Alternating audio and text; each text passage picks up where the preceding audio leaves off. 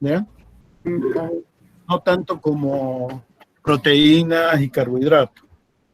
Pues sí le damos, como tienen más química y no tienen tanta aplicación como o toda la parte, fíjense que con ácidos nucleicos ustedes tienen que ver genética, después ven un poco de biología celular y biología molecular.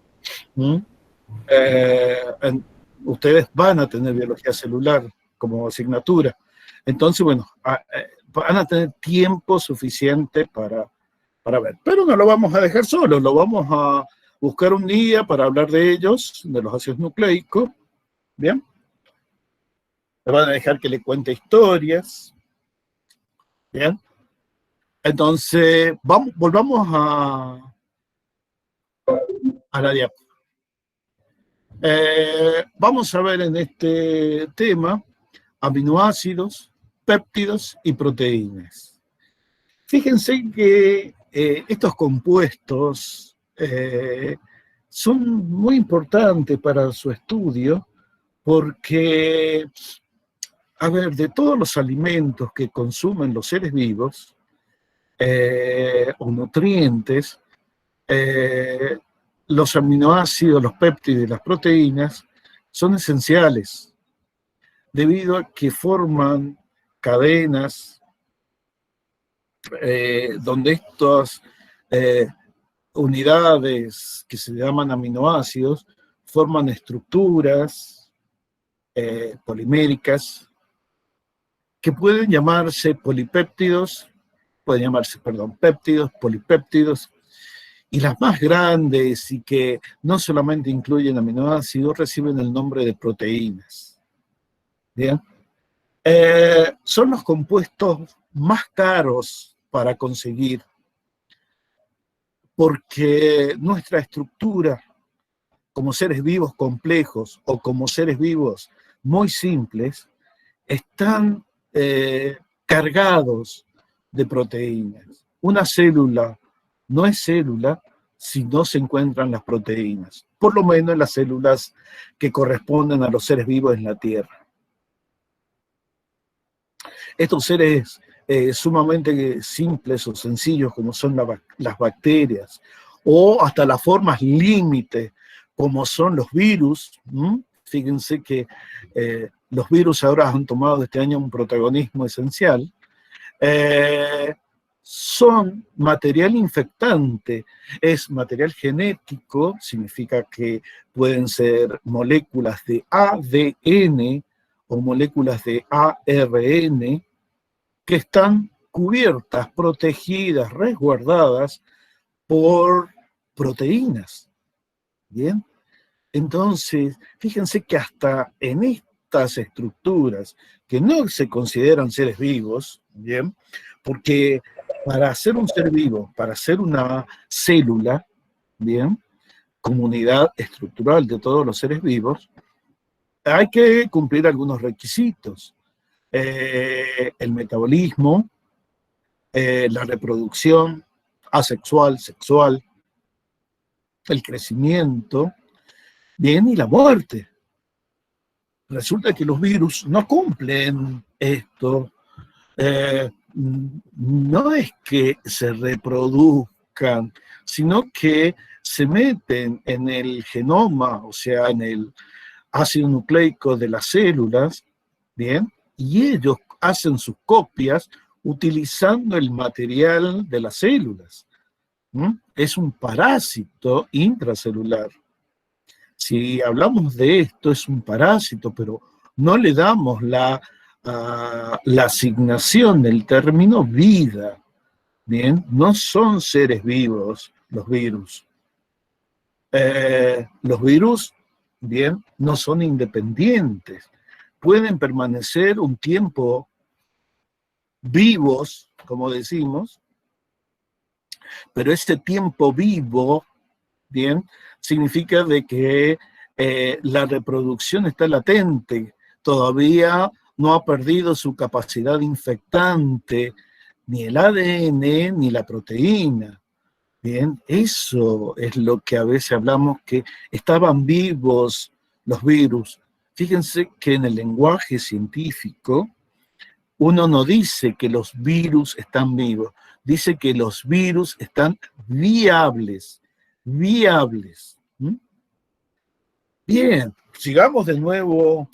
¿Con qué también asociamos entonces a los aminoácidos, péptidos y proteínas?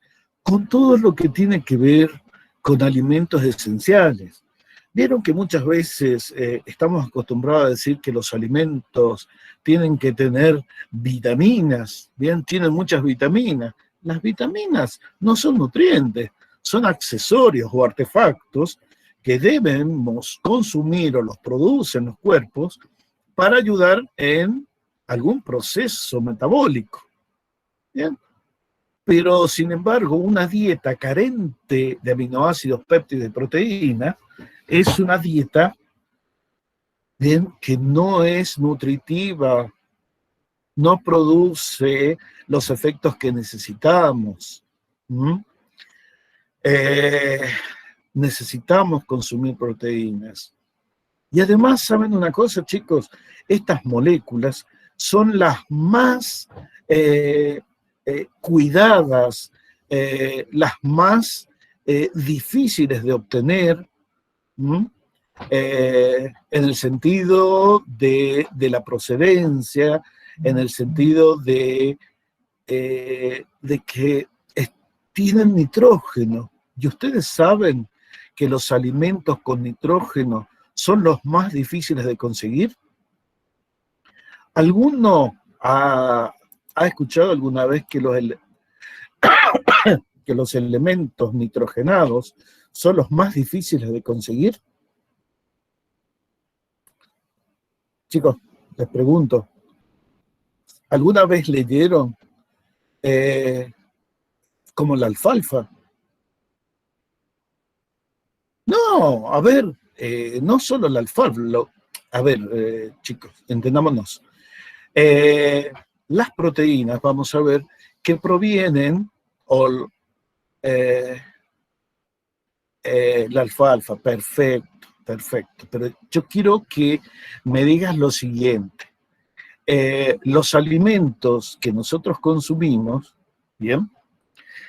Por ser omnívoros, los consumimos principalmente de los animales, ¿bien? Por una cuestión de que tienen mayor diversidad en los ácidos nucleicos, en los ácidos nucleicos, perdón, en los aminoácidos.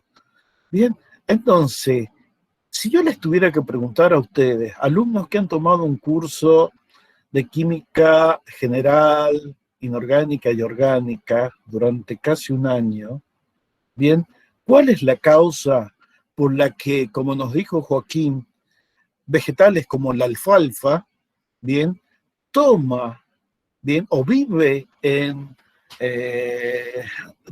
en pareja, llamémosle así, en una asociación endogámica con bacterias fijadoras del nitrógeno? ¿Por qué los vegetales no fijan el nitrógeno atmosférico? ¿Por qué los seres humanos, los animales, no pueden abrir la boca y consumir nitrógeno? ¿Ustedes podrían decir cuál es la causa por la que el nitrógeno es tan esquivo? Bien, y fíjense, ¿se acuerdan que yo alguna vez les dije, cuando hablábamos de soluciones, que el nitrógeno, no siendo activo, o sea, siendo un gas inerte, que no reacciona, bien, que está en un 70% en el aire, lo cual significa que cuando nosotros consumimos 100 litros de aire, solamente 20, bien, son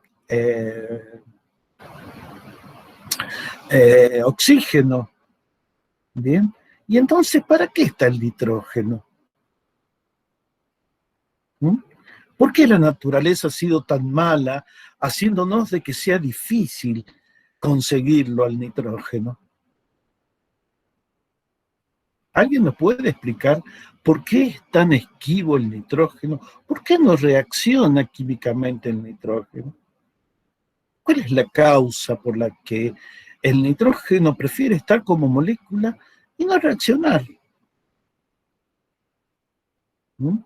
Si han prestado atención durante la cursada, me lo van a poder explicar. Si no, bueno, se los voy a enseñar, porque es algo sumamente importante como futuros médicos y sobre todo como futuros profesionales de la biología. ¿No? No se olviden de que la medicina no solamente se apunta desde el lado de la salud, de la sanidad, sino también es una derivación de la biología, es una ciencia biológica. ¿No? Es una ciencia biológica. Ustedes piensen que los biólogos moleculares hacen cirugías, ¿bien?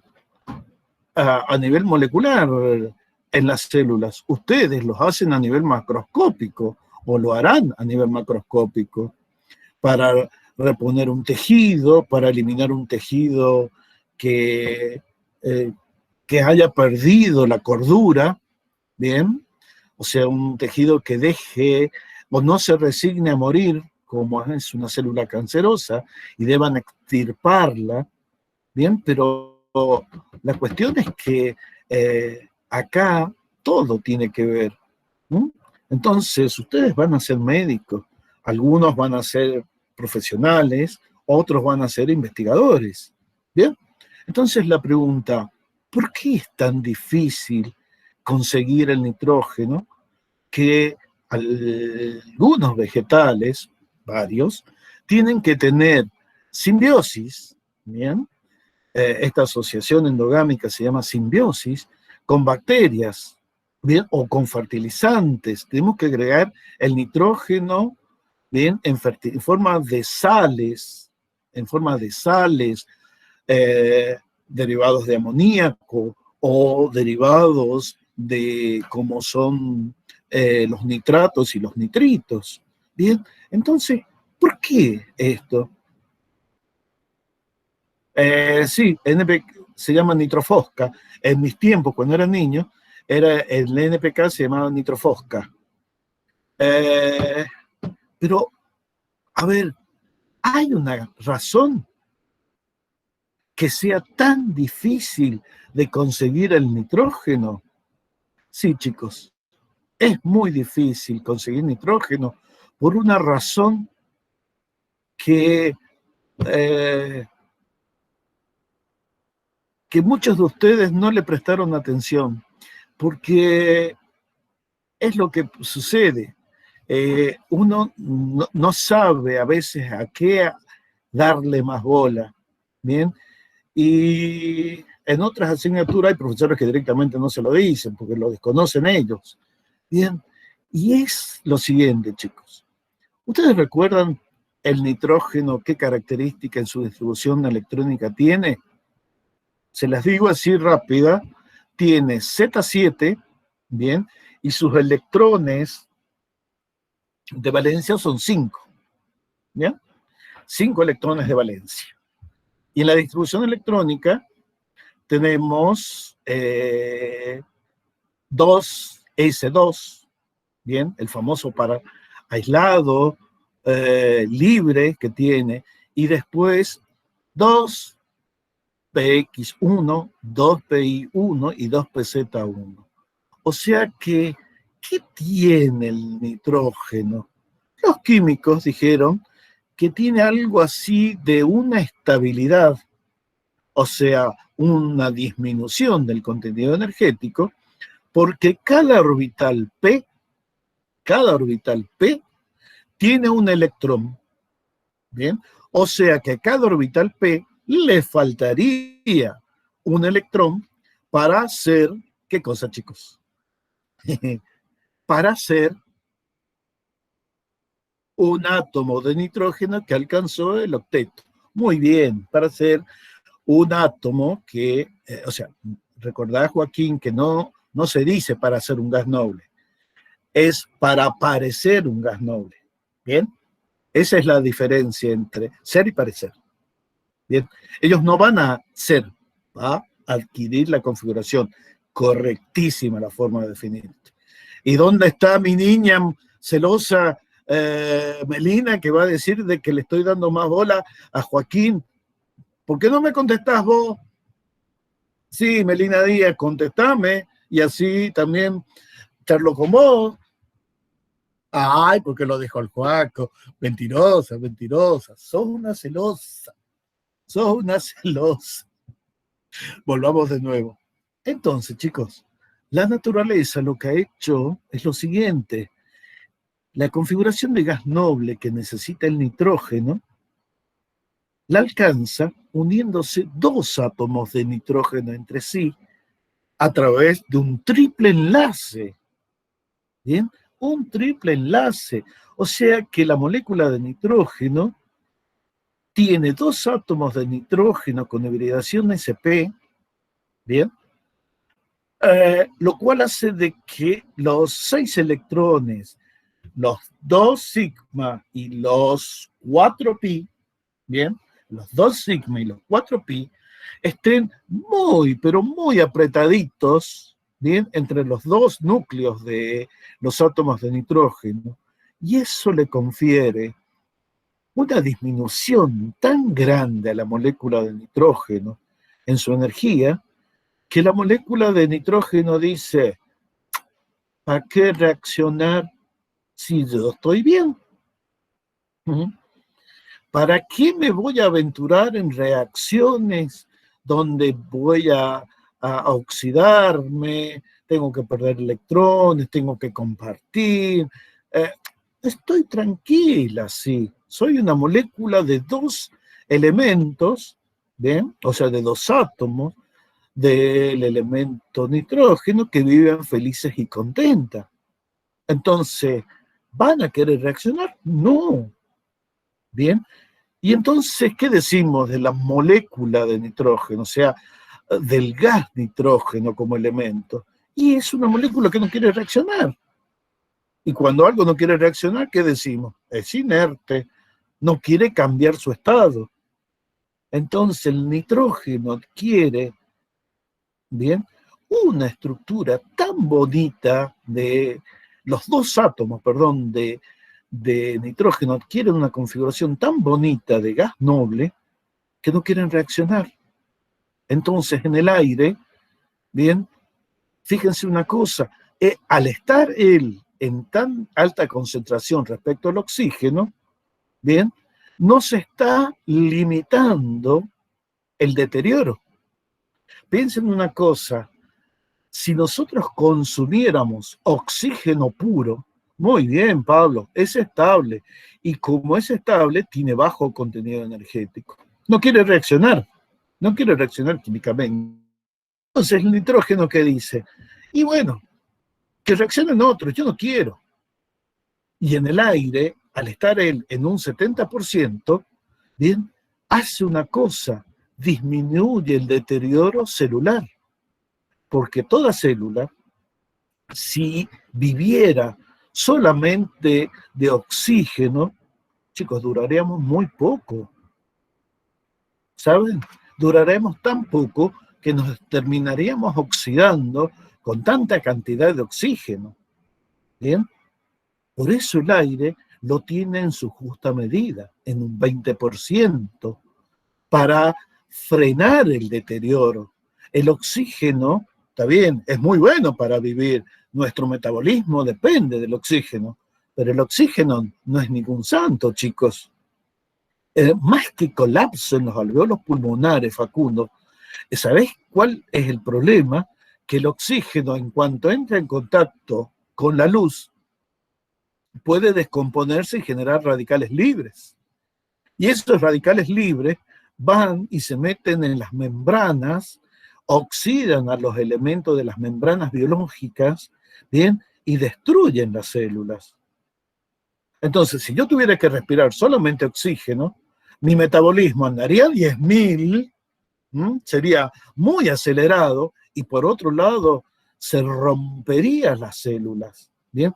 El colapso ahí sería colapso celular, ¿bien? Es como, imagínense, que yo dejo un trocito o polvo de hierro en una corriente de aire, ¿bien? Y si es aire húmedo, en unos 5 días ya está oxidado. Pero ustedes saben una cosa, que si dejan ustedes hierro como polvo en una corriente de oxígeno, el metal se oxida en menos de 2 horas, y en la oxidación, si la concentración es muy elevada de oxígeno o la temperatura está llegando a los 50 grados, puede explotar, porque la combustión ahí se va a hacer, o sea, la oxidación del metal se va a hacer tan violenta que va a explotar. ¿Bien? Entonces, el nitrógeno, chicos, es un elemento escaso. Y ustedes me van a decir, ¿cómo escaso? ¿Cómo escaso? Si no hay un 70% en el aire, sí, está en un 70%, pero ¿sirve para algo ese 70%? No, no lo podemos aprovechar. ¿Bien? Y entonces, ¿cómo hacemos para tomar nitrógeno? Y bueno, los vegetales están adaptados a tomar el nitrógeno de sales. Por ejemplo, si yo tomo el NPK que dice Ojoacus, el nitrofosca, podría llegarme a envenenar o una gran diarrea, bien, que me voy por el baño por consumir nitratos o sulfatos de amonio, fosfato, bien, los fosfatos tienen un efecto osmótico impresionante, y potasio capaz que me da un paro en sístole, porque el exceso de potasio modifica la actividad cardíaca. Entonces, claro, no puedo comer nitrofosc. Gracias a Dios que están los vegetales.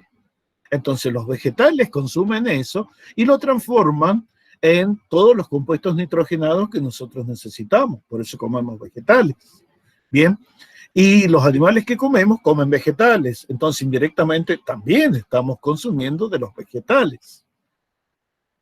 O sea, ¿por qué es tan difícil conseguir nitrógeno? Por el nitrógeno mismo. Entonces todos los productos o todos los alimentos que tienen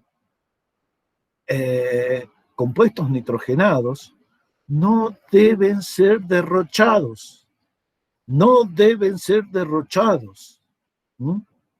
Aun cuando yo vea que tengo una vaca, me regalan una vaca y tengo, qué sé yo, 500 kilos de carne para comer, ¿bien?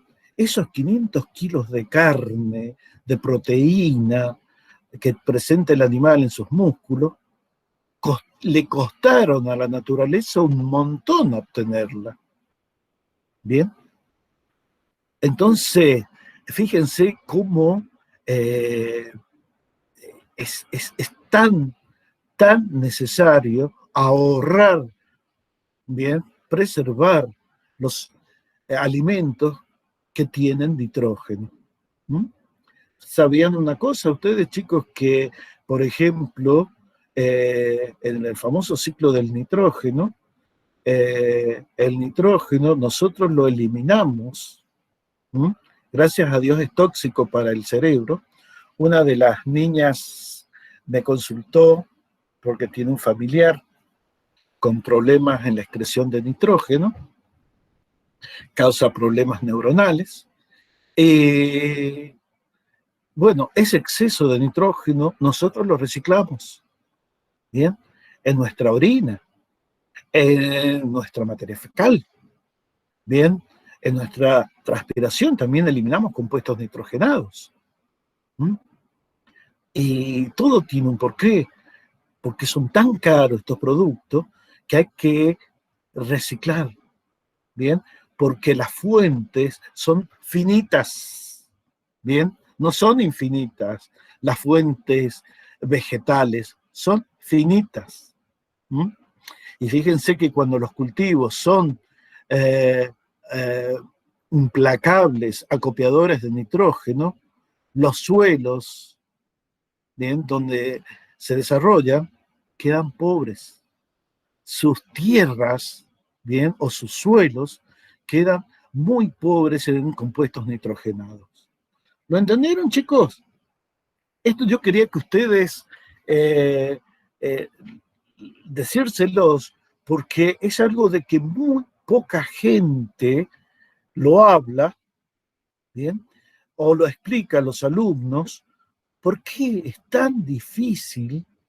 ¿Bien? O por qué uno dice, mira, una persona puede estar, qué sé yo, 3 días sin comer azúcar, 4 días sin comer azúcar, 10 días sin comer nada de azúcar.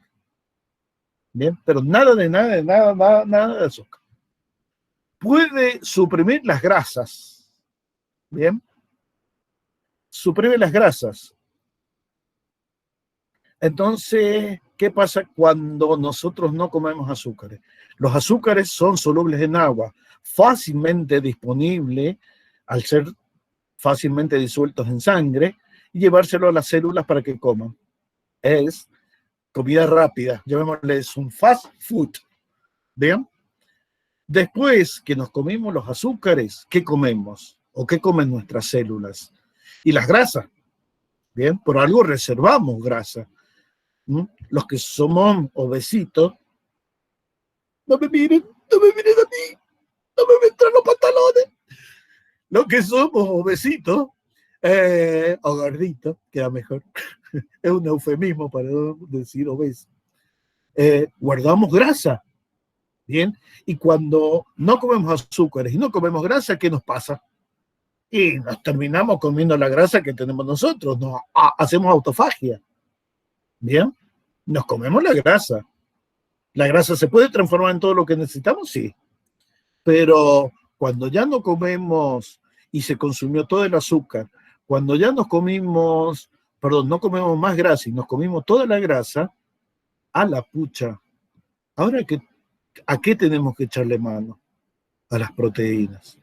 Y es ahí donde el ayuno ya se torna violento. Si yo ayuno y dejo de consumir azúcares, no pasa nada. Si yo dejo de comer grasa, no pasa nada.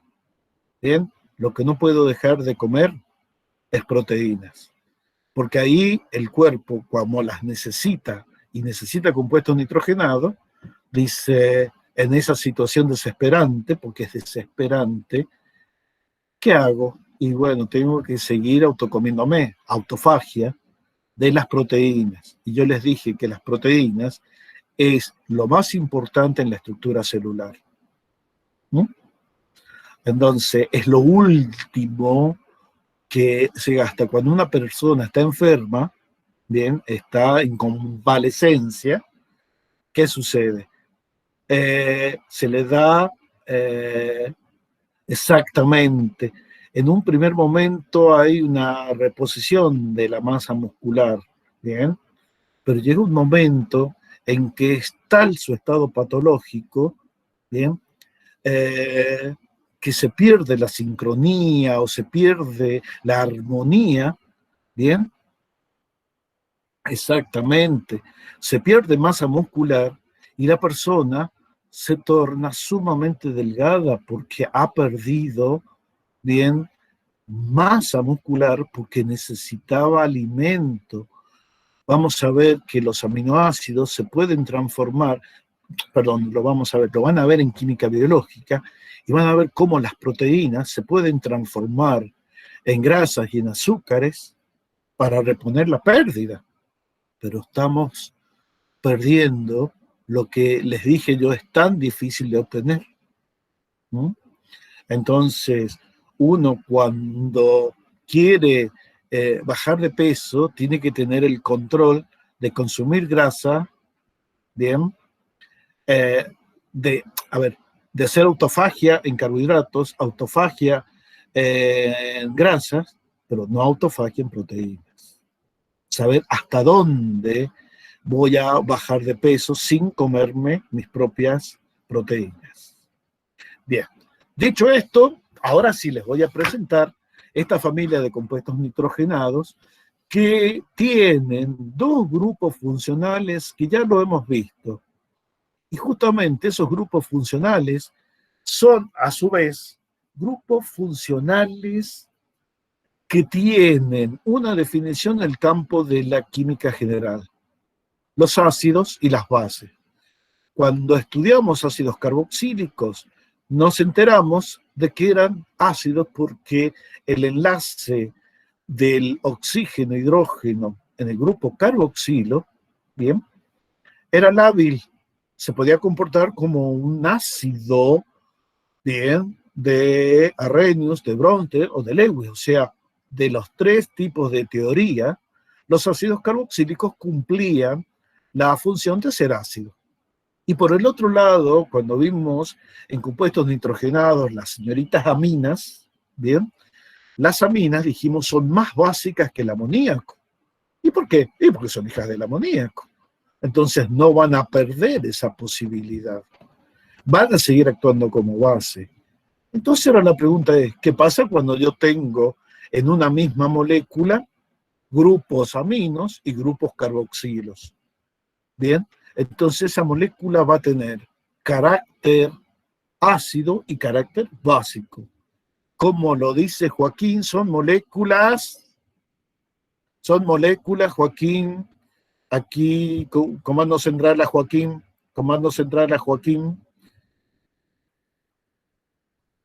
Joaquín responda. Afirmativo, perfecto. ¿Cómo se llaman las moléculas que tienen... Facundo González se caga de risa de la locura que cargamos. ¿Cómo se llaman las moléculas que son ácidos y bases a la vez? Vamos, conteste. Jesús Joaquín Vinuesa, cambio, conteste. El agua, ¿qué es? El agua es base y el agua es ácido, entonces el agua es una sustancia.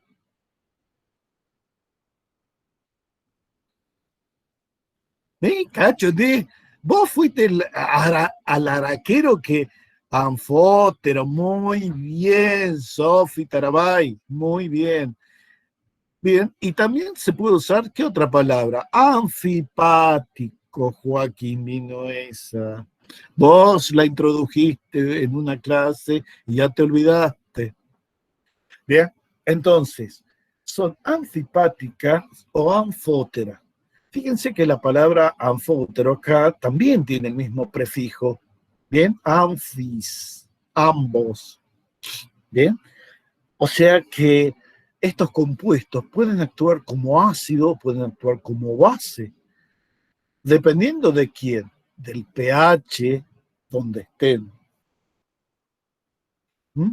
Y saben una cosa, chicos, estos compuestos son de esas cosas que a veces uno viene estudiando y de repente se encuentra con una sustancia que no tiene propiedades que deberían tener. Fíjense que en la química orgánica, cuando nosotros comenzamos a estudiarla, dijimos la mayoría de los compuestos orgánicos tienen puntos de fusiones muy débiles porque las moléculas se unen entre sí por fuerzas intermoleculares relativamente débiles. Bien, el primer nos lo llevamos con los alcoholes que por ser parecidos al agua, ¿bien?, hierven 70, 80, 100 grados, ¿bien? Y nos tuvimos que quedar callados porque, bueno, tienen características de sustancia inorgánica llamada agua. Bueno, resulta de que los ácidos carboxílicos, si alguno de ustedes recuerda, todos son líquidos. Bueno, y los de mayor peso molecular son sólidos, ¿bien? Y solamente los primeros son muy solubles en agua, los otros ya son poco solubles. Y las aminas, y eran gaso líquido. En cambio, los aminoácidos son sólidos, cristalinos. ¿Bien? ¿Saben con qué punto de fusión? 600 grados centígrados. Claro, con semejante punto de fusión, se me está yendo al carajo lo que me dijeron de que los puntos de fusión de los compuestos orgánicos son bajos. 600 grados es muy parecido, por 100 grados de diferencia, se parece a la sal de mesa, al cloruro de sodio. ¿Y el cloruro de sodio qué tipo de compuesto es? Iónico. Y los compuestos iónicos son sólidos cristalinos, solubles en agua. Bueno, los aminoácidos también son sólidos cristalinos, solubles en agua. A la puta. ¿Qué estará pasando? Lo vamos a ver.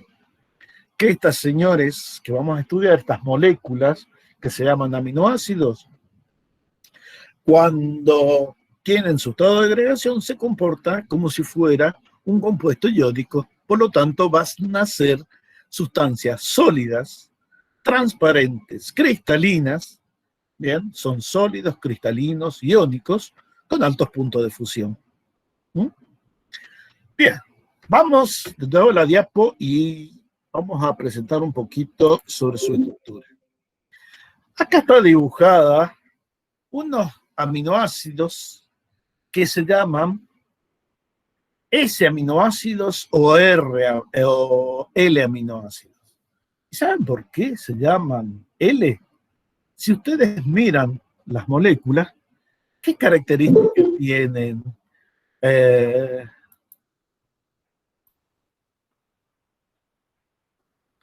características tienen las moléculas? Miren ese carbono. El carbono vecino al carboxilo. ¿Tiene algo raro? ¿Qué tiene de raro ese carbono? A ver quién responde. No se desesperen, chicos, para responder. Despacito, que se les va a romper la laptop o el celular. De a 1 conteste, no de a 15.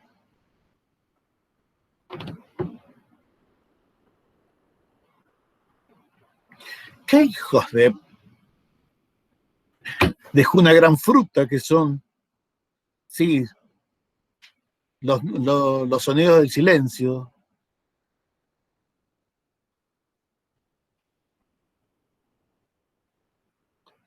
Hay un grupo amino y hay un grupo carboxilo. Pero yo les dije, ¿ven el carbono que está al lado del grupo amino y del grupo carboxilo o que está en el medio de ellos? ¿Sí? Bien. Pregunto, ¿a cuántos sustituyentes está unido? Miren los grupos a los que se une ese carbono. 4, muy bien, sí, porque es carbono, 4. Díganme ustedes, ¿quiénes son? Carboxilo, amino grupo, llevamos 2. Metilo, muy bien, llevamos 3. Ya lo dije, carboxilo, metilo y amino. Me está quedando uno solito. Y un hidrógeno. Bien, perfecto, Facundo, perfecto, Nicole. Entonces, ¿son 4 sustituyentes distintos? Sí, me dice Nicole, correcto, Facundo. Entonces, un carbono sp3 unido a 4 sustituyentes distintos, ¿cómo se llama? Quiral. ¿Bien? Perfecto. Es un carbono quiral. O sea que puede tener 2 arreglos espaciales, 2 configuraciones opuestas, que son imágenes especulares no superponibles entre sí. ¿Bien? O sea, esas dos configuraciones, cuando existen los compuestos y yo los puedo separar y guardar en un frasquito cada uno de ellos, digo que tengo un par de un par de Enantiómeros. enantiómeros. Muy bien, tengo un par de enantiómeros. Resulta que los aminoácidos van a existir como enantiómeros, pero la naturaleza es muy HDP. Parece que los D, o sea, los que tienen el aminogrupo en representaciones planares para el lado de la derecha de ustedes, o sea, para el lado de la derecha mío, como quieran, en el lado derecho eh, tienen un problema, no les sirve para formar proteínas. Entonces, como que alguien, vaya a saber quién, en el principio dijo, aminoácidos derechos no sirven, vamos a usar solamente los izquierdos, los zurdos, los L. Y la naturaleza quedó así. Todos los seres vivos,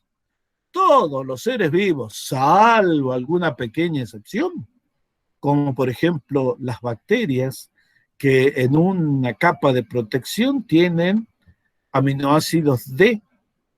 El resto de los seres vivos, chicos, tienen aminoácidos L. La configuración se llama L. Y cuando uno es más exquisito, ¿se acuerdan que usaba, les dije que había otra forma de nombrar a los L? Era llamarlos con la letra S del latín sinister, ¿no? Que significa también, y asignarle entonces a los aminoácidos que existen en las proteínas de todos los seres vivos, salvo unas pequeñas excepciones que se encuentran en las bacterias, todos son S o todos son con antigua denominación L. Perfecto. Resulta muy interesante porque la naturaleza optó solamente por los S. Y uno se pregunta, ¿por qué? Y cuando los señores que estudian las moléculas de proteína los ven, se dan cuenta que la configuración S, bien, hace que esas estructuras más complejas que se llaman polipéptidos y proteínas sean más estables. ¿Mm? ¿Y eso qué significa que sean más estables? Que se agrupan, se disponen en espacios tridimensionales y tienen menos tensión angular, menos tensión estérica, menos efectos de rechazo por tensiones torsionales, por interacción dipolo-dipolo. Se favorecen los puentes hidrógenos. Entonces, en el principio, alguien dijo, usemos los zurdos que es más fácil y no los derechos. Y así la naturaleza los empezó a usar. Ahora bien, ¿los aminoácidos sirven para algo sueltos? Muy pocos, chicos. Muy pocos. Tienen contadas con los dedos de dos manos funciones. Bien. Tienen alguna función y sí ser consumidos como medicamentos o sustancias que se llaman suplementos o complementos para formulaciones tradicionales o naturales que no lo contienen y bueno, y el cuerpo los necesita, o algunos son diseñados como medicamentos pequeñamente modificados y tienen alguna función por ejemplo, quimioterapéutica, ¿bien? Para matar las células que enloquecieron. Y sí, puede ser, pero la función principal de los aminoácidos es unirse entre sí. ¿Para qué? Para formar estas estructuras en cadenas que se llaman péptidos, ¿bien? Y los péptidos más complejos se llaman proteínas. Proteína significa, chicos, lo primero. Y ahí le dan en griego la importancia a estos alimentos. Proteos, de donde viene la palabra proteína en español, significa lo primero. ¿Mm? Proteos, ¿bien? Porque ¿vieron cuando uno dice en pro de algo? ¿Alguien sabe qué estaré diciendo si yo digo en pro de algo?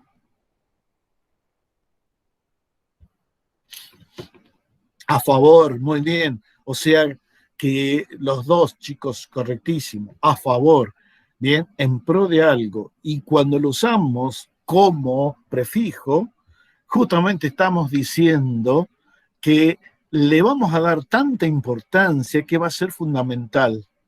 De ahí que decimos que Proteos es lo primero, sería lo más favorable, lo más posible, lo fundamental, ¿bien?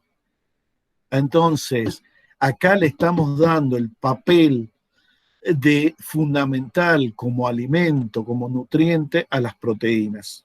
¿Mm? Y claro, como las proteínas se hacen a partir de aminoácidos, ellos van a tener un papel fundamental en estas estructuras. ¿Mm? Bien, entonces estos señores que se llaman aminoácidos, bien, tienen una naturaleza importante, totalmente, son importantísimos. Vamos a avanzar un poquito. Miren, esta es la estructura de los aminoácidos. Vamos a explicar por qué estos señores que se llaman aminoácidos, bien, tienen la estructura de un compuesto iónico sólido, soluble en agua, bien, con alto punto de fusión. ¿Mm? Vamos a cerrar un cachito, vamos a dejar de compartir, vamos a ver cómo anda el pizarrón. ¿Se ve más o menos ahora que ha bajado el sol y se ve bien, chicos? Bien. El obeso que tienen delante de ustedes, me voy a tomar un vaso de agua.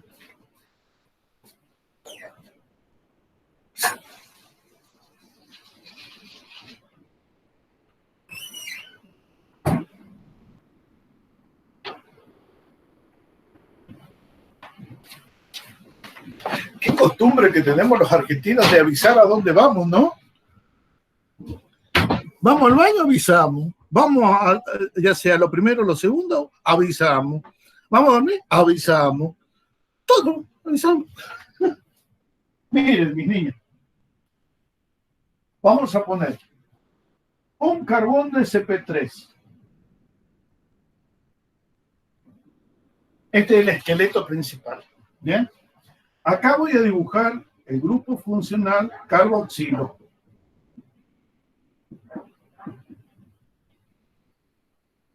Carboxilo. Bien. Por eso se llaman aminoácidos. Alguna vez se llamaron ácidos aminados, pero no sonaba muy bonito, ni en gringo ni en español. Entonces, aminoácidos sonaba mejor. El aminogrupo. Bien. Aminogrupo. Y esto, fíjense como yo soy también un vendido. Eso es decir, aminogrupo, es traducción literal de hablar inglés, amine group. Decir así, llamarle a los grupos, viene porque en inglés es amine group. Por eso es el grupo amino. Pero bueno, déjenme soñar que estoy indemquilando. Aminogrupo. ¿Y acá qué tengo que tener? Hidrógeno. Bien. Y acá un grupo R.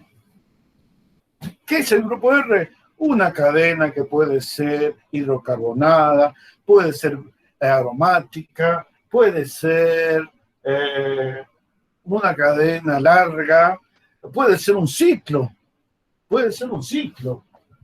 ¿Y cuántos aminoácidos hay en la naturaleza? Un montón, chicos. Pero la naturaleza utiliza ese montón de aminoácidos para hacer nuestras proteínas. No, para nada. ¿Cómo? ¿Y cuántas usa? Y desde que se conoce la estructura de las proteínas y todo el siglo pasado se estudió la estructura de las proteínas, ¿bien?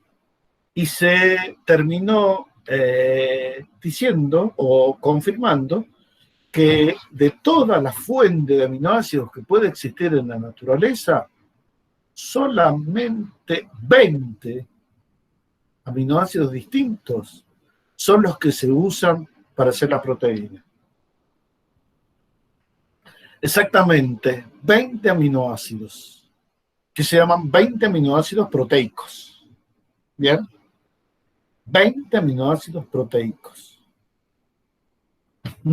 Entonces, ¿cuáles van a ser? Y los que cambien en esto. El resto de los aminoácidos tienen esta estructura conservada. Bien, solamente va a variar esto. Y así nosotros vamos a poder hablar de familias de aminoácidos. Yo me voy con gas, así que ahora tengo la panza inflada. Bien, vamos a ver un poco, a repasar un poco la química de estos grupos. El carboxilo. ¿Se acuerdan del carboxilo?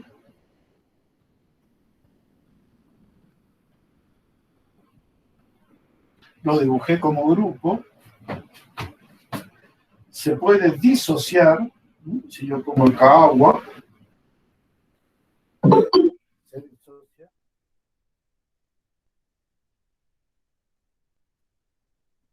Hay gente que estoy viendo por primera vez, será porque dije que la última semana dijeron, bueno, lo queremos ver este tipo la última semana.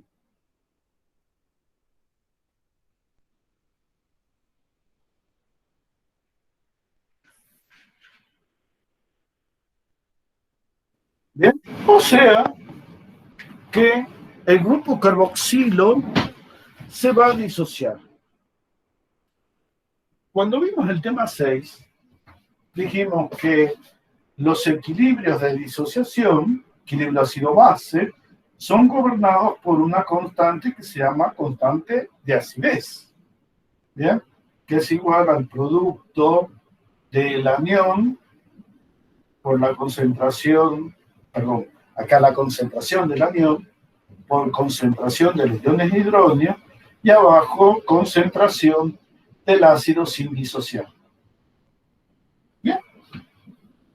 Esa es la K sub A.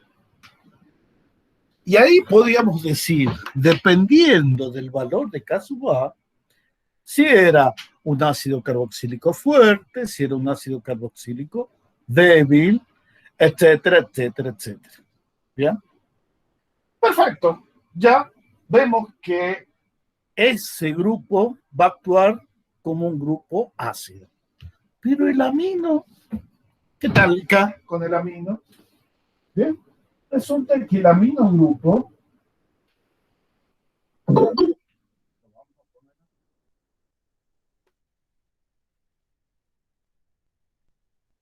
uy, 18, 11. Mira, se me ha ido rápido la tabla. No, se me hablé todo. Vamos a poner así el amino grupo.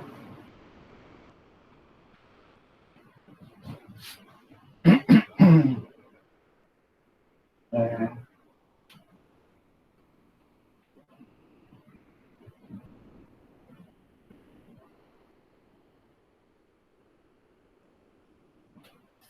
ese sería, ¿se acuerdan? La protonación, que actúa como base. Entonces el equilibrio es una KB, concentración de la sal de amonio por concentración de oxidrilo sobre la concentración de la especie, vamos a ponerla así, sin disociar o sin protonar. Esa es KB. Bien, entonces resulta que ahora tenemos una cuestión para pensar. Bien, ¿por qué estas porquerías, los aminoácidos, no siguen las características de las sustancias de las que podríamos decir son derivadas? Claro, usted me va a decir, ¿qué dijo? ¿Qué dijo? ¿Qué dijo? Claro, si los ácidos carboxílicos, los que tienen este grupo carboxilo solamente, son líquidos, ¿bien? Líquidos de alto punto de ebullición, alto punto de fusión también, ¿bien? Y estos, las aminas que tienen el aminogrupo, son gaseosas, ¿bien? Y algunas son líquidas, ¿bien? Por ejemplo, la propilamina, isopropilamina, butilamina y la etilamina son líquidas, de bajo punto de ebullición. ¿Bien? Entonces, ¿por qué estas cosas no son líquidas? ¿Mm? Y todo se debe a lo siguiente, chicos.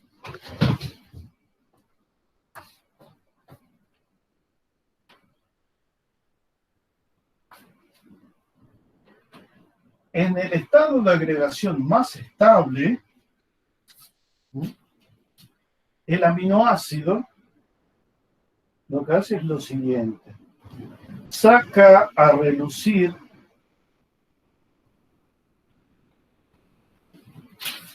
si este tiene carácter ácido, entonces, ¿qué libera? ¿Qué libera? ¿Qué libera? ¿Qué libera? ¿Qué libera? ¿Qué libera? ¿Qué libera?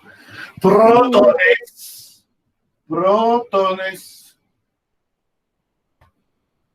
Y el aminogrupo, como es un grupo básico, bien, es básico, ¿qué acepta?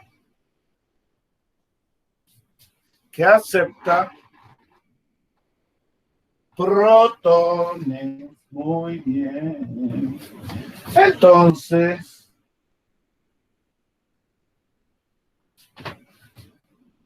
este señor, grupo, puede aceptar el protón de este grupo y transformarse, miren, en esto.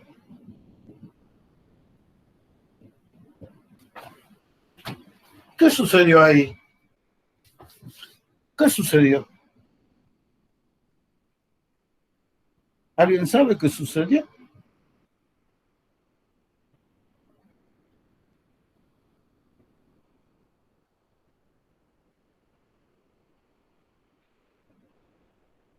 Crank, crank, crank, crank. Cric, cric. Cric, cric, cric. Exactamente. Un equilibrio. ¿Entre qué formas? Y vamos a hacerla más chica y vamos a escribir el equilibrio. Ya las escribimos. Entonces, los aminoácidos, cuando uno los compra, realmente van a estar en esta forma. Vamos a simplificar esto, no vamos a dibujar el enlace de abajo. Están como forma sin disociar, ¿bien? Pero también van a estar como esta. Y fíjense una cosa. Este R es cualquiera. ¿Ese equilibrio será igual o estará desplazado? Está desplazado.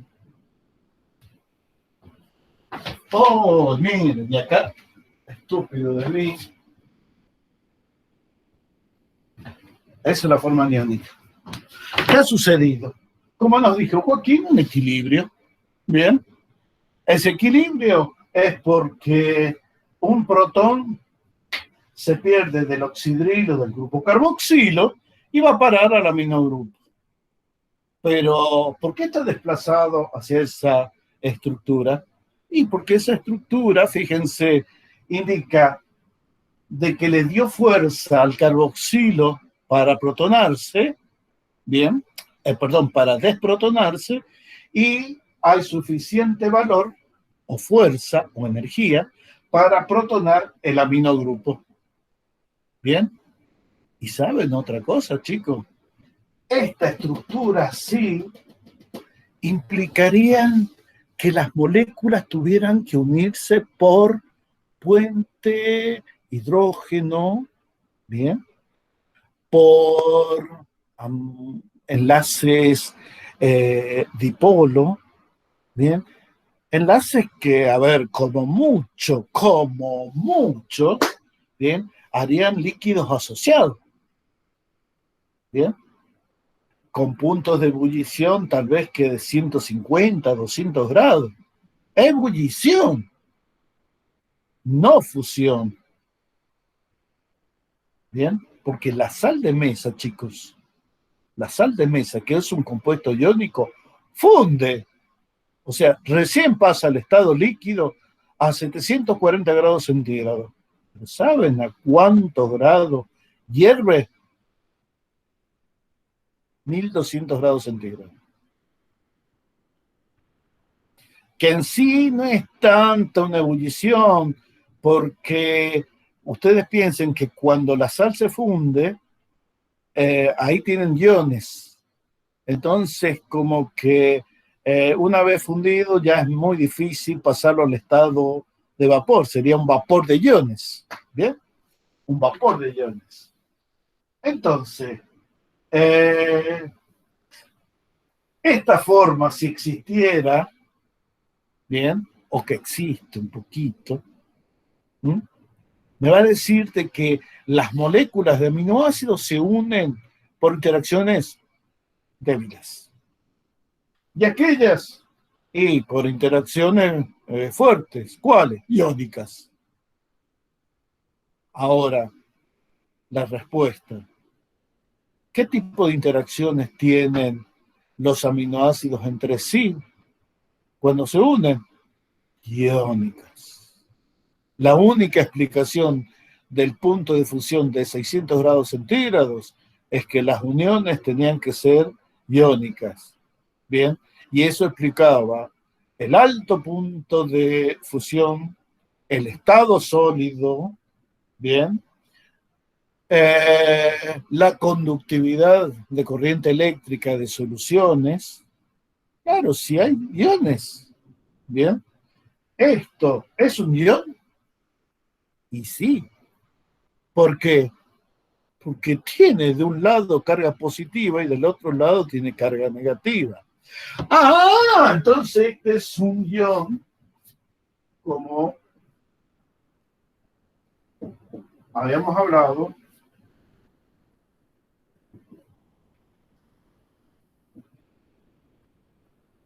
es un ion anfótero, anfipático, doble. ¿Bien? Doble. Y bueno, ¿saben una cosa? Se podría haber llamado ion doble en español. Pero como la química la manejan los que hablan inglés, eh, inglés, eh, alemán, francés, ¿bien? Los que estudiaron proteínas en su momento y descubrieron a este tipo de ion, le dieron el nombre en alemán y en alemán se quedó.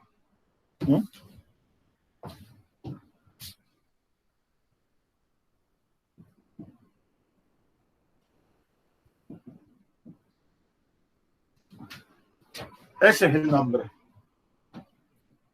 ¿Alguien sabe contar en alemán? Ein, zwei, bien, dos, doble, guión, doble. ¿Mm?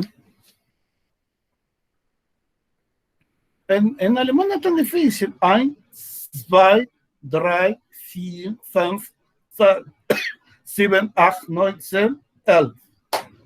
Son parecidos. Acuérdense que el inglés es hijo del alemán. Que no sé tantas cosas, no se me diga. Bueno, entonces, la puta que lo tiró las patas.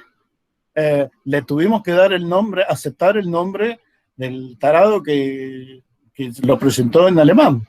¿Y cómo lo llamamos? Fíjense que los alemanes la W la pronuncian como B. Entonces, era difícil, ¿no? Porque se pronuncia como Sviterion.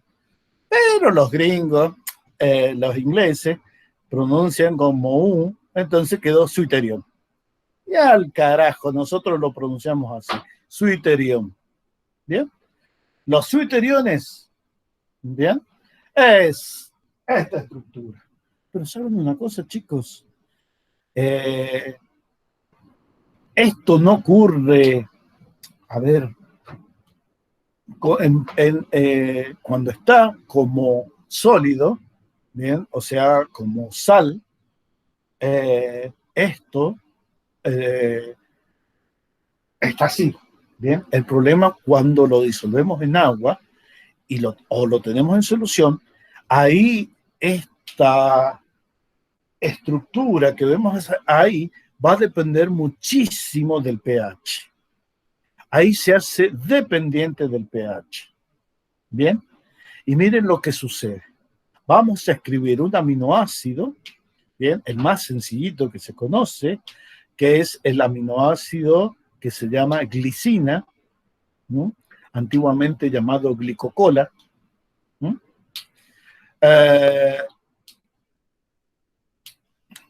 Que, a ver, no es de los más impactantes porque no existe como enantiómero. ¿Saben por qué?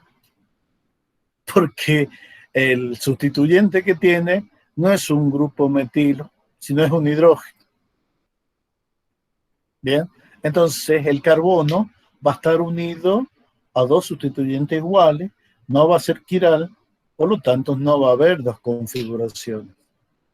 La glicocola, la glicina, el alfa-aminoacético, que es el otro nombre, el 2-amino-etanoico, por llamarlo así en todos sus nombres, oficial, el apodo, existe en una sola forma.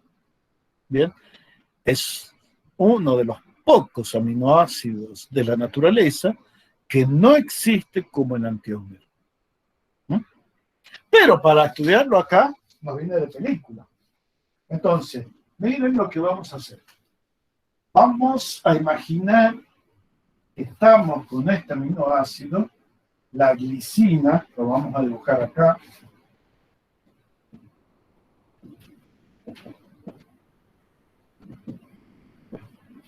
¿Se dan cuenta? Este es el carbono que está entre el aminogrupo y el carboxilo. Este se lo suele llamar carbono alfa. Y acá está el carboxilo.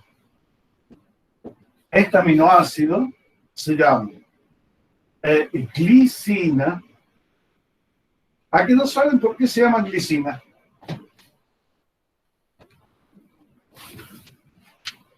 ¿A qué no saben por qué se llama glicina? O antiguamente glicocola. Glicina viene de glicos y glicos significa,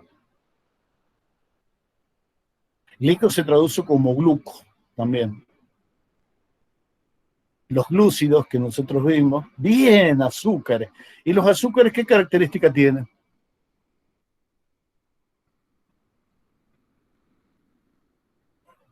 organoléptica, no piensa. Más que soluble en agua, me interesa otra cosa. Una propiedad organoléptica de los azúcares. No, Nicole, es más fácil lo que pregunto. Una propiedad organoléptica. Bien, Pilar, bien, Melina, son dulces. Son dulces. El nombre glicocola, glicina, alguna vez también recibió el nombre de glucina, pero glucina ya otros químicos se lo habían dado a otro compuesto, entonces no prosperó. La glicocola es un aminoácido que en lugar de tener gusto salado, ¿bien? Tiene gusto dulce. Tiene gusto dulce. ¿Bien? Entonces, glicina, glicocola, alfa aminoacético, ácido alfa aminoacético, ácido 2 amino etanoico, todos son los nombres de este compuesto. ¿Cómo lo presentamos nosotros? Con el nombre común. Doña Yupac le dice, pueden llamarlos así, bien, que no hay problema, que sabemos que el 2 amino etanoico. Resulta que este señor, esta es la molécula dibujada, bien, vamos a comprar un frasquito de 100 gramos de glicina y lo vamos a poner en un vaso de precipitado, bien, donde la concentración de protones sea 1 molar, o sea, el pH es igual a. Después vamos a echar un poquito en una solución donde la concentración de protones sea 10 a la menos 1 molar. ¿Bien? El pH va a ser. Después vamos a poner un lugar, o sea, una solución acuosa donde la concentración de protones sea 10 a la menos 4 molar. Bien. El pH va a ser. Después lo vamos a poner en un lugar donde la concentración de protones sea 10 a la menos 7. Bien, el pH va a ser. Y por último, un lugar donde la concentración de protones sea 10 a la menos 10. O sea que la concentración de oxidrilo va a ser 10 a la menos 4 molar.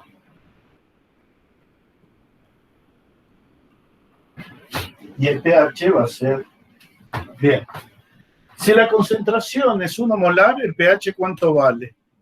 Menos logaritmo de 1. ¿A qué exponente tengo que elevar la base para que el producto sea 1? Fíjense que los logaritmos es obtener un exponente. ¿A qué exponente tengo que elevar? Muy bien, Pilar, muy bien. 0. Bien, pH 0. 10 a la menos 1. Bien. ¿A qué exponente tengo que elevar la base 10 para que el exponente, perdón, ¿a qué exponente tengo que elevar para que sea 10 a la menos 1?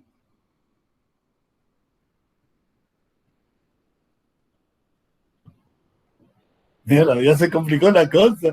Ya nadie se anima a alargar. A ver, Melanie, que estás callada hoy. No has dado ni sol ni sombra. Melanie Andrade, te fuiste, estás tomando mate, vino la novela.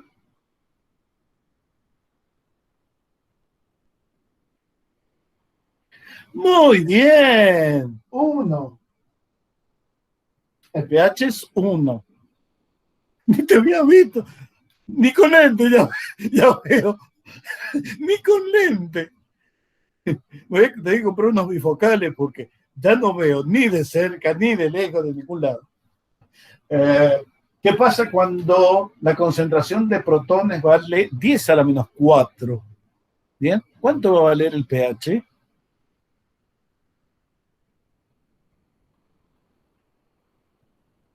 4, muy bien. pH 4. 10 a la menos 7, 7. Miren una cosita. Yo les puse ahí una maldad. Porque soy muy muy malo. Ya no sé. Iba a decir una pelotudez tan grande. Maldicionero. Muy maldito. La concentración de protones es 10 a la menos 10. ¿Bien? Pero la concentración de oxidrilo es 10 a la menos 4. ¿Cuánto vale el pH?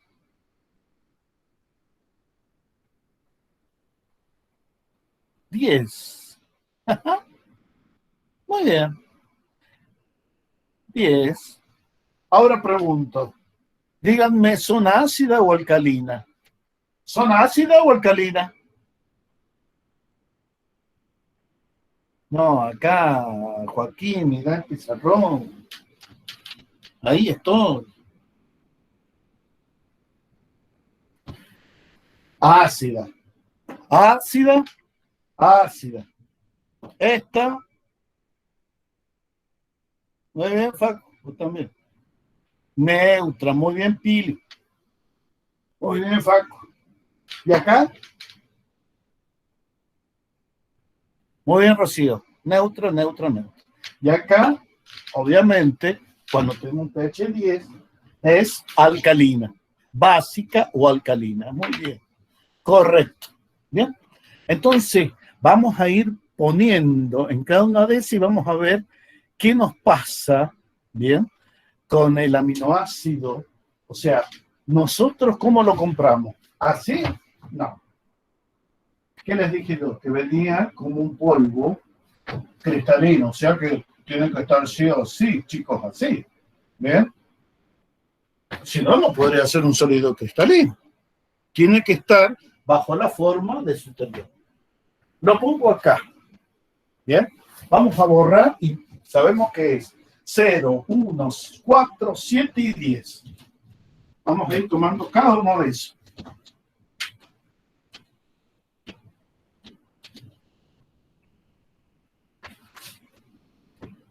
Ponemos pH 0. Entonces, esta especie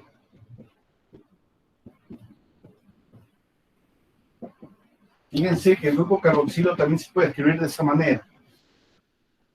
Acá que hay abundancia de protones. Claro, lo único que hay es moléculas de agua y protones. O sea, iones de hidrógeno. ¿Qué va a suceder? Se va a protonar y esto me va a dar, a ver,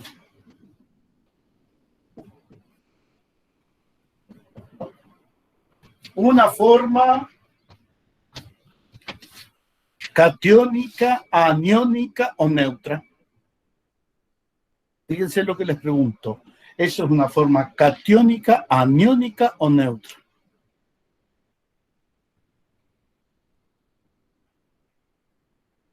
Muy bien, catiónica. Muy bien. Correcto. pH 1. ¿Pasará lo mismo? Sí, pasa lo mismo. Porque ese pH, lo único que hay es esto. Bien. Entonces, vamos a pH 4.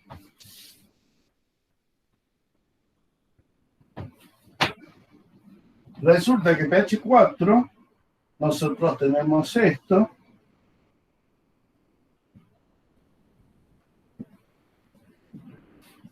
Y sigue habiendo protones. Pero saben una cosa. Acá, la forma catiónica que también va a surgir a pH 1, la que estaba a pH 0, ¿bien? Ahora también va a existir, pero ahora en menor concentración, en menor cantidad por unidad de volumen.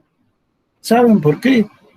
Porque al acercarme al pH 4, ahí al grupo carboxilo se le está cumpliendo algo que es el valor de la constante de acidez.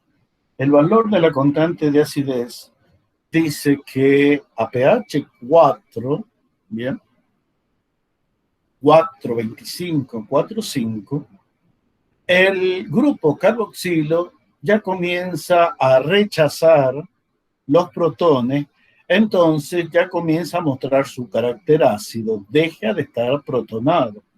O sea que ya vamos en esta zona de pH, nos vamos a encontrar con formas catiónicas y sin querer también vamos a ver algunas aniónicas. ¿Bien? Porque por más que yo protone, bien, ya comienza él a tener la fuerza suficiente, aún a pH ácido, tiene la fuerza suficiente para repelerlos, para eliminarlos. Entonces, ojo ahí que de alguna manera voy a poder también manifestar una forma aniónica. Resulta, chicos, que a pH 7 y para arriba, bien, a pH neutro, uno pensaría de que yo lo tengo bajo la forma aniónica o catiónica. No, a pH 7, chicos, ya está en la forma aniónica. Esto se explica con un poquito de mayor profundidad. Por ahora se los tengo que enseñar así como a presión. Bien. Sería muy lindo poder explicárselo más sencillamente y poder fundamentarles por qué está como forma aniónica.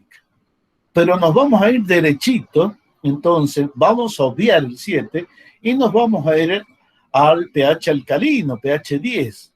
Resulta que ahí ya lo tenemos bajo esta forma, chicos.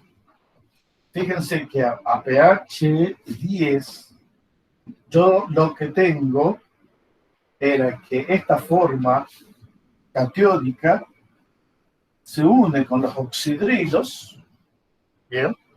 Se une con los oxidrilos y tanto estos protones como estos protones, como hay dos oxidrilos, y me va a dar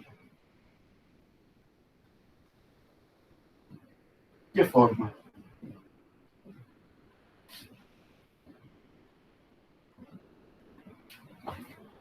La forma aniónica. La forma aniónica. Esto, chicos, que nosotros lo vemos así, va a ser muy importante el día que vean biología celular o biología, inmunología, donde se hace un estudio de las proteínas, ¿bien? Y van a ver que este comportamiento de los aminoácidos como tales, o sea, yo acá estoy estudiando solamente aminoácidos, ¿bien? Pero resulta de que en las proteínas estas propiedades también se presentan, ¿no? Por ejemplo, acá en este aminoácido existe lo que se llama constante de acidez y constante de basicidad, expresado todo como constante de acidez. Entonces se habla de una constante de acidez 1 y una constante de acidez 2, para referirse a cuando yo parto de esta estructura, de esta estructura totalmente protonada y llego a esta totalmente desprotonada. O sea, paso de la catiónica a la aniónica. Y por todos los intermedios, ¿no? Bueno, estudiando eso, yo veo o encuentro un valor de pH, ¿bien? De una solución acuosa, donde el aminoácido vuelve a estar en solución como un suiterión. Cuando sucede eso, bien, los químicos y los biólogos lo definieron con un nombre. El pH donde vive el suiterión, bien, o sea, el famoso ion que hace que este compuesto sea un sólido cristalino iónico, en solución también puede existir, pero la cosa ahí es muy rigurosa. A un solo valor de pH va a existir. Si yo le cambio el pH a la solución, ya deja de existir. ¿Bien? ¿Y qué significa que deja de existir? Que como 100% de moléculas se van a encontrar como suiterión. ¿Bien? Ese valor de pH, donde el 100% de las moléculas de aminoácidos se encuentran como suiterión, se llama punto isoeléctrico. ¿Bien? ¿Y saben una cosa, chicos? No tiene carga eléctrica. Fíjense que el suiterión, bien, este que está acá, uno lo mira y dice, el profesor está chapa, ¿cómo que no va a tener carga eléctrica? Si tiene una carga positiva y una carga negativa. Perfecto. Pero ¿cuánto vale la suma de una carga positiva y una carga negativa? 0. Muy bien, Paco. 0. Bien. Entonces, si yo le pongo un campo eléctrico, ¿se moverá para algún lado? Miren una cosa. Yo dije que esa se llama forma catiónica y ustedes me lo aseguraron, y esto es una forma aniónica. Si yo pongo un campo eléctrico, o sea, poner un campo eléctrico significa poner dos placas, una cargada positivamente y otra cargada negativamente. ¿Bien? La que está cargada positivamente se llama ánodo y la que está cargada negativamente se llama ánodo, cátodo. Oh, ya estoy tan choto que sé lo que digo. A ver, placa positiva, bien, se llama ánodo. Y la placa negativa, bien, se llama cátodo. Entonces, los cationes que son positivos, ¿hacia dónde van? Al cátodo, porque tiene carga negativa. Bien.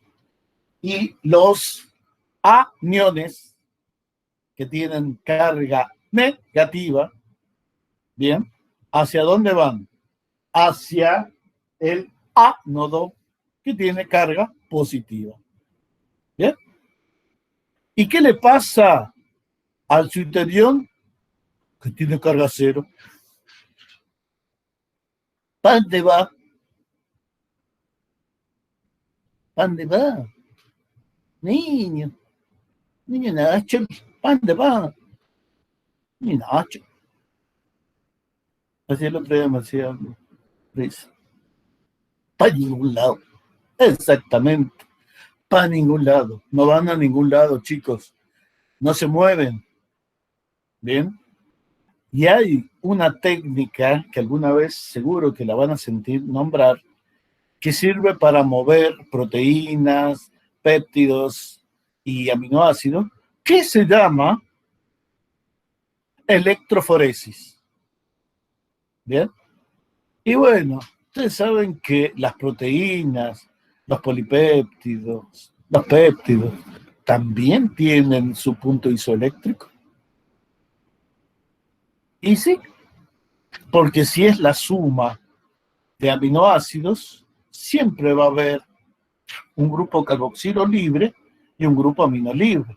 Entonces yo voy a jugar con el pH al cual estos dos, bien, estén de tal manera que si yo sumo me da 0, o sea, como un suiterión. Y como yo lo voy a analizar en solución, bien, tengo que determinar su punto isoeléctrico. Y saben una cosa, chicos, esto es de suma importancia cuando la gente que estudia las proteínas, ¿bien? En biología molecular, en genética, en inmunología. Tengo mosquitos, chicos, pueden creer, tengo más mosquitos que plata. Cuando estudia esto, necesita para poder identificar las proteínas, ¿bien? Meterlas en electroforesis. Y saben una cosa, cuando yo quiero bloquear y que no se mueva una proteína, le calculo el punto isoeléctrico, ¿bien? Supónganse que tengo dos proteínas, quiero que una sola se mueva, ¿bien? Entonces, ¿qué hago? La otra que no quiero que se mueva, busco el pH, o sea, el punto isoeléctrico, o sea, el pH en el cual se encuentra la forma zwitteriónica, ¿bien? Trabajo a ese pH y esa proteína no se va a mover. ¿Por qué? Porque no tiene carga. ¿Bien? La suma de sus cargas positiva y negativa va a ser igual a 0. Entonces la carga total es 0. La otra proteína no, capaz que sea catiónica o aniónica. ¿Bien? Entonces, ¿para qué va a servir? Para que la otra se mueva y esta quede en el medio. El campo eléctrico no la va a afectar. Entonces, de la mezcla yo voy a poder separar.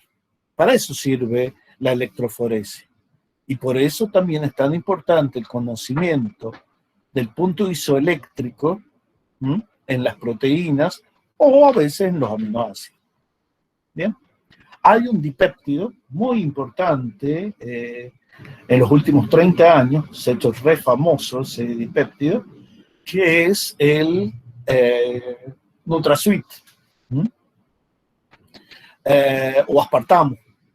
NutraSweet es el nombre que ustedes van a Estados Unidos y no pidan nunca aspartamo, porque nadie se los va a conocer. Pidan NutraSweet.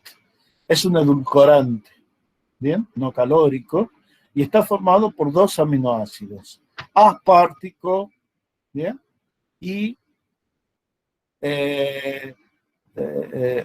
fenilalanina. Estoy mirando para el cielo porque se me había borrado el nombre del otro. Fenilalanina, aspartico, ¿bien? Esos dos se unen y forman, ya vamos a ver de qué manera se tienen que unir, ¿bien? Y esos, señores, ¿bien? Van a formar un edulcorante. ¿Sí? Y es muy importante que cuando se sintetizan, o sea, en la fábrica lo están sintetizando, trabajen con un valor de pH que permita cristalizarlos justamente como zwitterión. Si no, va a traer problemas que no cristaliza. Para cristalizar tiene que estar como zwitterión. ¿Bien? Entonces, el dipéptido, aspartame o NutraSweet, necesita un valor de pH para que la producción sea en masividad. Bueno, niños, quedan 10 minutos. Me cansé. Estoy harto de ustedes. Estoy harto de ustedes. No hablo más. Queda un tema un poquito más jodido, que es las curvas de disociación, que esto que estaba hablando acá se ve mucho más bonito cuando hacemos las curvas de titulación, ¿bien? O curvas de pH. Todos los libros la tienen y es más fácil que hacer este cuadrito o estas representaciones que yo les hice con los frasquitos. Ustedes lo leen en cualquier libro o en las diapos está cómo varía la forma del aminoácido de acuerdo al pH. No importa qué forma tenga, que si yo lo trabajo a un pH bajo, voy a ir viendo cómo va a ir cambiando esa forma. Bien, va a pasar de una forma catiónica por una zwitteriónica, bien, hasta terminar en una aniónica. ¿Se dan cuenta? Por supuesto, para cada aminoácido, gente se ha tomado el trabajo de decir cuánto vale la constante de acidez 1 y cuánto vale la constante de acidez 2. O sea, cuánto vale la constante para la acidez de los protones oxidrílicos y cuánto vale la constante de acidez para los protones del aminogrupo. ¿Mm? Y siempre se ve de que los protones del grupo carboxilo se liberan a pH ácido, mientras que los de los aminogrupos lo hacen a pH o un poquito ácido, pH 6, ¿bien? O definitivamente pH alcalino. No, ahí está, cortamos acá. Bueno, un gusto haberlos tenido de nuevo. No sé por qué están tan calladitos que ya nadie habla.